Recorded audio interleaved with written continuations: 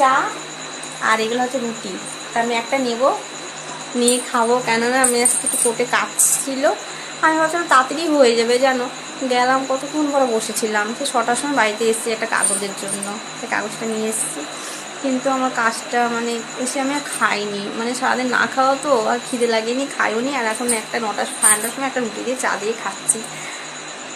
দিয়ে এখন তো পরে ভাত খাবো। সকালে মিশানো শাক করেছিলাম, আর মানকচুর তরকারি করেছিলাম, আর হচ্ছে কি করেছিলাম, মাছ করেছিলাম, করে রেখে গিয়েছি। তেল খাওয়ার টাইম পাইনি জানো তো। দিয়ে ওখানে গিয়ে একটা ডিম টোস্ট খেয়েছি, একটা চা, একটা বিস্কুট খেয়েছি আমি।